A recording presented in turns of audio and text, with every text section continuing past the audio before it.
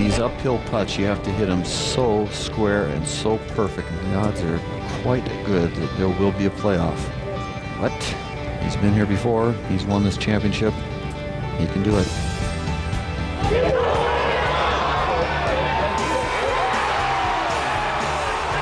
Payne Stewart is the 1999 U.S. Open champion. Oh my!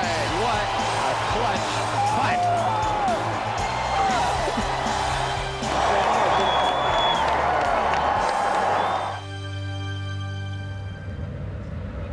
And we all remember that moment back in 1999, and 1 year later, the Payne Stewart Award presented by Southern Company was created.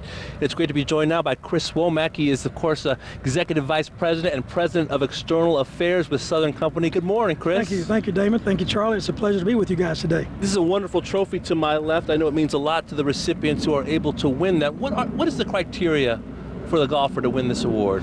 And working with the PGA Tour and the commissioner, it's kind of his decision, as he does a lot of talking to people around the game, but there's a real focus on sportsmanship, kind of character, kind of community focus, but also the love of the game of golf. It's kind of the things he looks at and talks about as we kind of decide who the winner will be. With the big thing being, how do we keep Payne Stewart's legacy going? Because Payne was such a great ambassador for the game. He was a great ambassador for the other guys on the tour. And so how do we keep that legacy going, and how do we keep those kind of values instilled in the game of golf as we go forward? The list of players that have won the Payne Stewart Award, really impressive. What a great list. Yeah, what a great Tom list. Watson, Yeah. Gary Player. To me, though, Peter Jacobsen, when he won this award last year, our friend Peter Jacobsen, it's hard to sort of sneak up on Peter, and he's so bright, but it really hit him deeply and emotionally. This was a significant award, in particular, I think, for Peter Jacobsen. No, I'll tell you, and it's one of the things that impresses me about the award is that whether Steve Stricker or Kenny Perry, when those guys get named and you hear their speeches at night, they cry. Because it's so emotionally moving for them. Now, Peter was, I think, incredibly moved for a lot of different reasons, because he was very close to Payne. He was kind of Payne's contemporary. They played in band together. They played a lot of golf together. He knew Chelsea. He knew Tracy. He knew the whole family story. So there was a real connection there with Peter.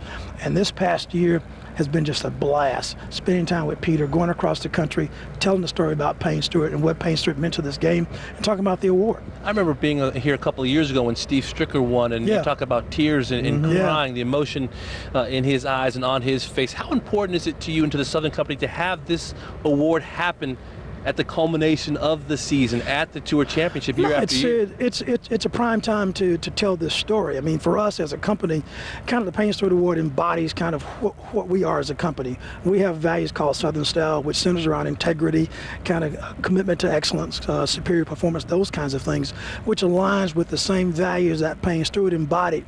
And so to do this at the kind of Super Bowl of golf, kind of the World Cup of golf here in our hometown, where we're headquartered, didn't get much better than that. They get much better than that. All right, any hints as to who the recipient might be this year? Have no idea. A golfer? No idea. It will be a golfer. I promise you that. But no idea who it is. You're a tough nut. Yeah, no, I have no idea. I know that the first tee is also a big part of what the Southern Company does, especially when it comes to here in Atlanta and bringing the first tee to more public schools here in Atlanta. Talk about that push. Once again, when you look at the values that the first tee embodies, kind of their 9 core principles, once again aligns with our values as a company. And so the opportunity to link golf with education, with physical activity, with values for kids, we think is so very important. Plus, there's another opportunity to grow the game of golf.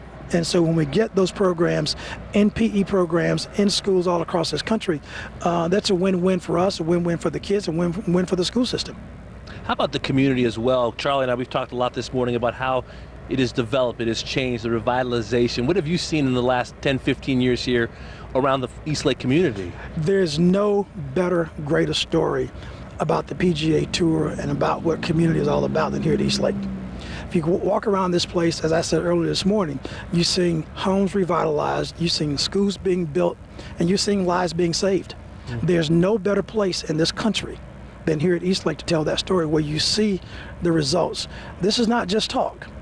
This is action. You see results here at East Lake. And not only the impact it has in this community, but what's happened here has to be inspiring other communities around the country. Yeah, I mean, you see, the East Lake Foundation, which I'm a member of the board, there's now a group called the Purpose-Built Communities, which is trying to replicate this model in other cities across the country to achieve these same results.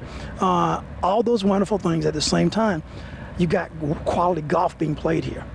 So it doesn't get much better than that. But this is a great, great story that people need to pay attention to, and people need to tell the story about it. The lives are being saved here. Well, we all look forward to seeing you, Chris. About a month away from the Tour Championship here at East Lake Golf Club. Thanks for your time today. Guys, thank you very much. Thanks for being here. All right, much more ahead on this Wednesday.